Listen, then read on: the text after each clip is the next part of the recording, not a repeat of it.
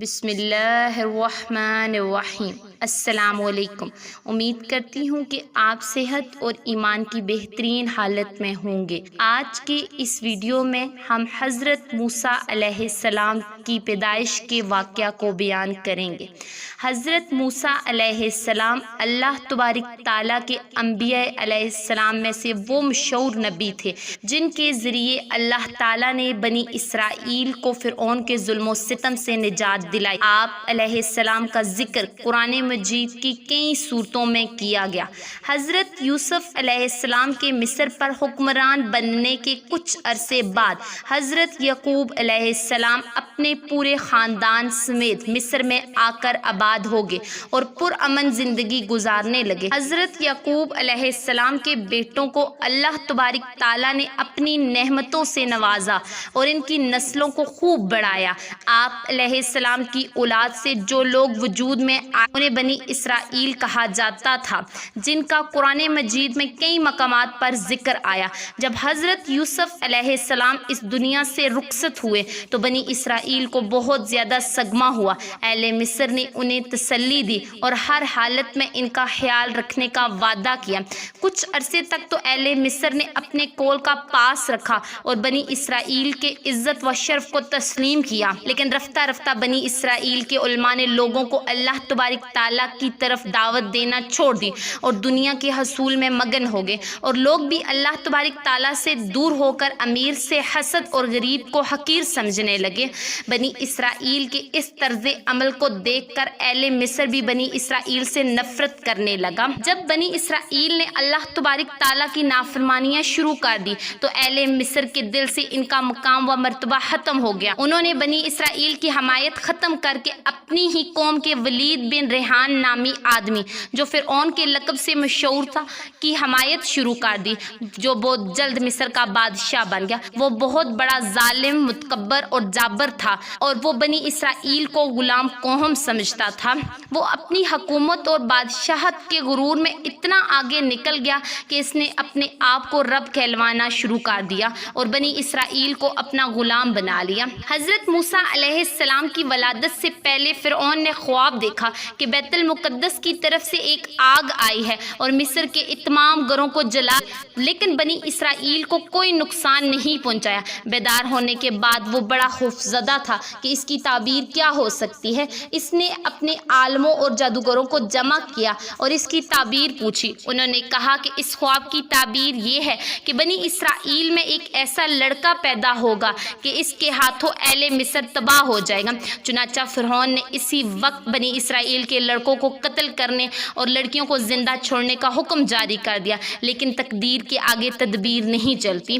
فرعون اپنے خواب کی وجہ سے بہت زیادہ خوفزدہ تھا۔ اسے اپنی حکومت کے زوال کا خطرہ تھا، اس لیے اس نے ہر ممکن کوشش کی کہ بنی اسرائیل میں کوئی ایسا لڑکا پیدا ہی نہ ہو جو میری حکومت کے زوال سبب بنے۔ اس نے کچھ مردوں اور عورتوں کی یہ ذمہ داری لگائی کہ بنی اسرائیل کی عورتوں میں سے جو بھی امید سے ہو اس کے پاس جائیں اور پیدا ہونے والے بچے کے بارے میں معلومات رکھیں۔ اگر لڑکا پیدا ہو تو اسے قتل کر دیں اور لڑکی ہو تو اسے باقی رکھا جائے۔ ادھر فرعون کی یہ چالیں تھیں، ادھر تقدیر الہی اس پر ہنس رہی تھی اور کہہ رہی تھی کہ ہے ظالم بادشاہ، تجھے اپنی افواج کی کثرت، اپنے اقتدار کی طاقت اور وسیع سلطنت پر غرور ہے، لیکن اس عظیم خالق کی طرف سے تو غافل ہے جس کی تقدیر کا کوئی توڑ نہیں، جس کے فیصلوں کو رد کرنے کی کسی میں مجال نہیں۔ وہ ذات یہ فیصلہ کر چکی ہے جس بچے سے تو خوفزدہ ہے، جس کے لیے تو نے بے شمار معصوم بچوں کو قتل کرنے کا حکم دیا ہے، وہ تیرے ہی گھر میں پرورش پائے گا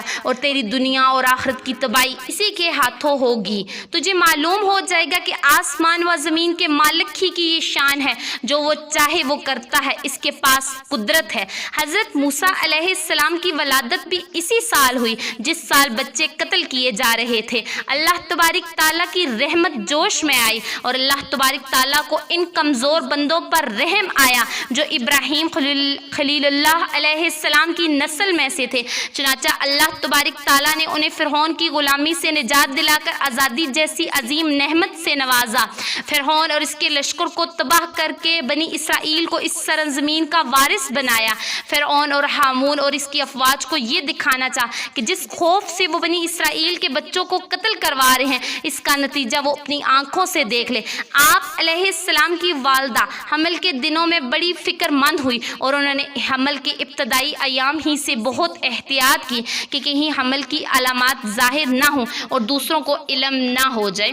जब हज़रत मूसा अलैहिस्सलाम की वलादत हुई तो अल्लाह तबारक ताला ने हज़रत मूसा अलैहिस्सलाम की हिफाजत के लिए इनकी वालदा के दिल में ये बात डाल दी कि अपने बच्चे के लिए एक संदूक बना लो और जब तुम्हें ये खतरा हो कि फ़िरौन के लोग आकर इस बच्चे को कत्ल कर देंगे तो उसे इस संदूक में डालकर दरियाए नील में बहा देना। हमारा आपसे वादा है कि हम इस बच्चे को वापस आपके पास लौटा देंगे और उसे अपना रसूल मुंतखब फरमाएंगे। चुनांचे आप अलैहिस्सलाम की वालदा ने इसी तरह किया। वो संदूक फ़िरौन के महल के करीब से गुजरा तो शाही खादमों ने इस संदूक को दरिया से निकाल कर शाही महल में फ़िरौन की बीवी आसिया के सामने पेश कर दिया।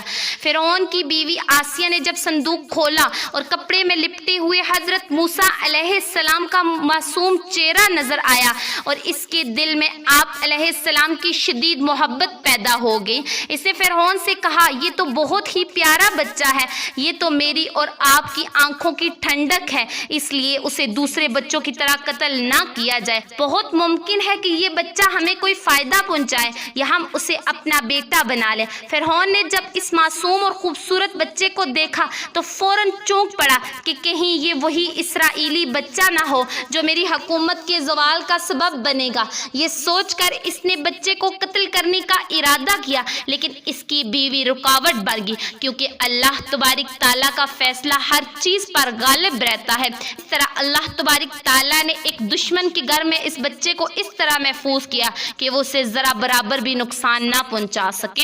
हज़रत मूसा अलैहिस्सलाम की वालदा ने जब आप अलैहिस्सलाम को संदूक में बंद करके दरिया में बहा दिया तो अपनी बेटी मूसा अलैहिस्सलाम की बहन को खबरगिरी के लिए इनके पीछे रवाना किया।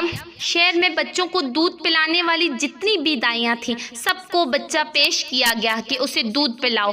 हर एक ने बड़ी मोहब्बत और बड़े प्यार से बच्चे को दूध पिलाना चाहा, लेकिन अल्लाह तबारक ताला के हुक्म से हज़रत मूसा अलैहिस्सलाम ने किसी भी दाई के दूध का एक घूंट भी ना पिया। अल्लाह तबारक ताला को यही मंजूर था कि इसका नबी अपनी वालदा के सिवा किसी और का दूध ना पिए और इसमें ये मुमासलत भी थी कि इस बहाने से आप अलैहिस्सलाम अपनी वालदा तक पहुंच जाएं।